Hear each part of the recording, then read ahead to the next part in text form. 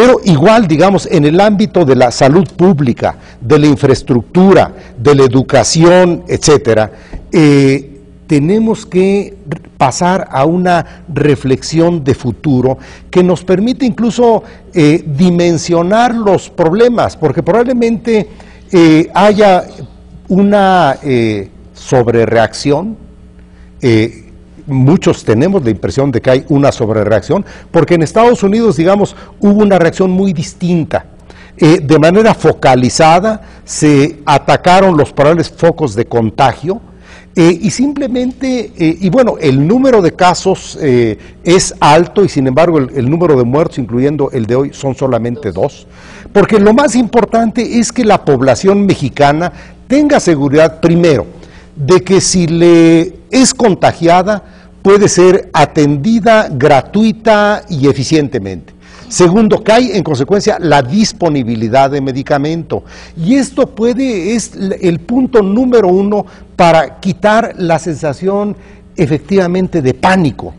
Porque una sociedad no puede vivir presa del miedo. Miren, en las cuentas de los daños económicos, mencionaba yo el tema del turismo y de la porcicultura, porque han sido los más mencionados. Pero bueno, tenemos un turismo interior, tenemos una caída también del gasto de los consumidores mexicanos, que ya de por sí era grave, y que ahora era grave por 2 razones. Porque los salarios han crecido menos que el índice general de precios de la canasta básica. Los salarios mínimos han crecido 4.6% y los salarios contractuales 4.6% también. Pero la canasta básica ha crecido 8.4%. Entonces, la gente tiene pérdida de poder adquisitivo, y este virus es mucho más dañino para la población mexicana. Entonces, tendríamos que dimensionar las situaciones y ofrecer a nuestra población, digamos, una alternativa de vida digna que México tiene. Debo decir, Rosalba mencionaba la enorme cantidad de científicos de alto nivel que tiene nuestro país, nuestra universidad en particular, y en el ámbito económico, nuestros estudios indican que México tiene potenciales para crecer a tasas incluso superiores al 7% anual. Esto lo habíamos demostrado desde hace mucho investigadores universitarios. Hoy lo reconocen el Banco Mundial, la Organización para la Cooperación y el Desarrollo Económico, reconocen que México puede crecer 3 o 4 veces más de lo que está creciendo. Esto es a niveles asiáticos. ¿Cuáles serían entonces las alternativas, doctor José Luis Calva, en este sentido, para potenciar empleos y otras actividades, construcción que usted mencionaba en un momento? ¿Qué es lo que le queda a México por hacer? Bueno, hay que cambiar la estrategia económica, darnos cuenta que si México tiene 26 años entrampado en esta estrategia económica, que es un fracaso, no solamente tomando como patrón de comparación el comportamiento anterior de la economía en el medio siglo anterior, 6.1% anual de crecimiento contra 2.4%. Sino también con parámetros internacionales.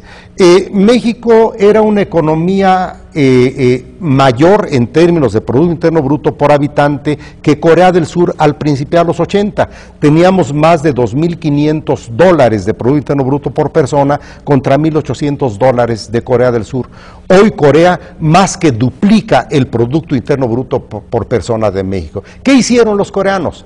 En vez de aplicar una estrategia económica apegada a los dogmas del Consenso de Washington, esto es, políticas que vinieron dictadas desde el Fondo Monetario Internacional, el Banco Mundial, etcétera.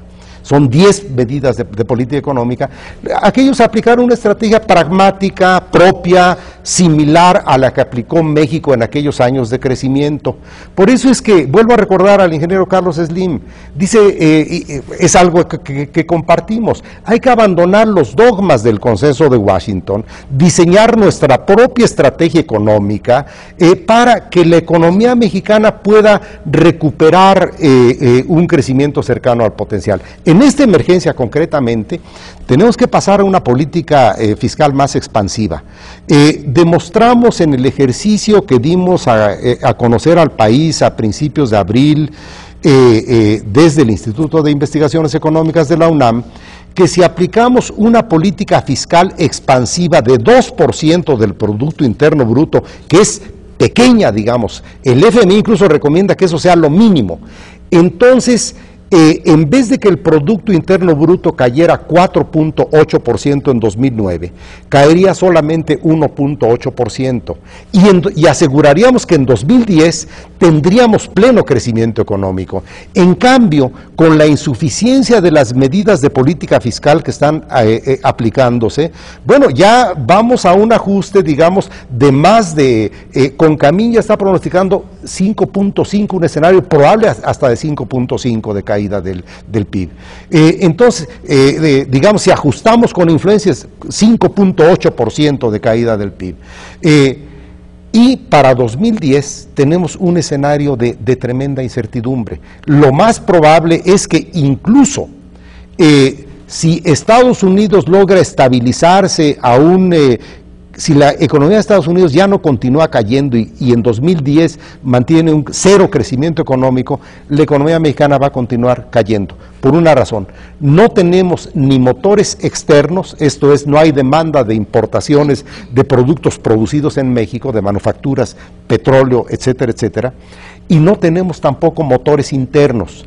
La industria de la construcción, digamos que es una de las que más se recomienda invertir, es porque no solamente es generadora de muchos empleos, sino trabaja con materiales que son producidos internamente.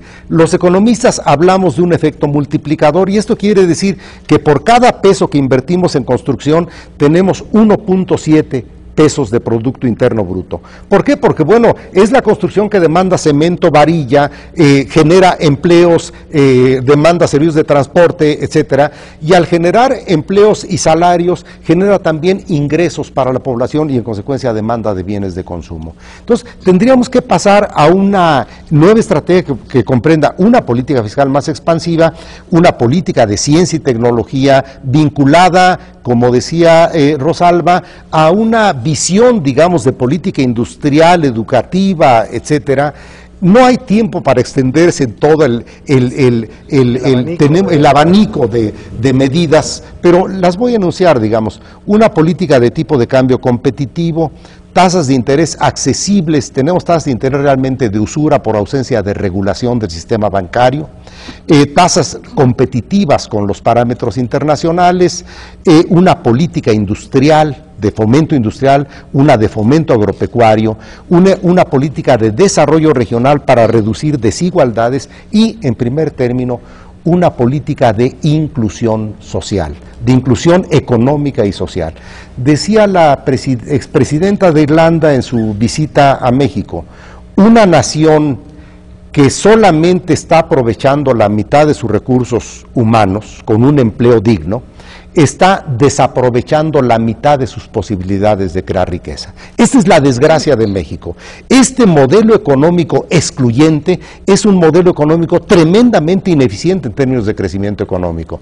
Entonces, una estrategia de inclusión social es la que podría permitir que México aproveche su potencial de dinamismo económico. Por lo que usted está diciendo, bueno, habría que hacer muchos cambios y habría que coordinar mucho más trabajo entre los universitarios, los investigadores y los que están tomando las decisiones. Ahora mismo, en el minuto, 2 minutos que nos quedan, quisiéramos, doctora Rosalba Casas, ¿qué va a pasar si se frena, por ejemplo, lo que está ya asignado a educación, a salud, si esta crisis afecta a esos sectores donde el crecimiento social o el desarrollo social se para y agrava peor el Claro, bueno, pues estaríamos en peores condiciones para enfrentar un problema como el que se nos está presentando, ¿no?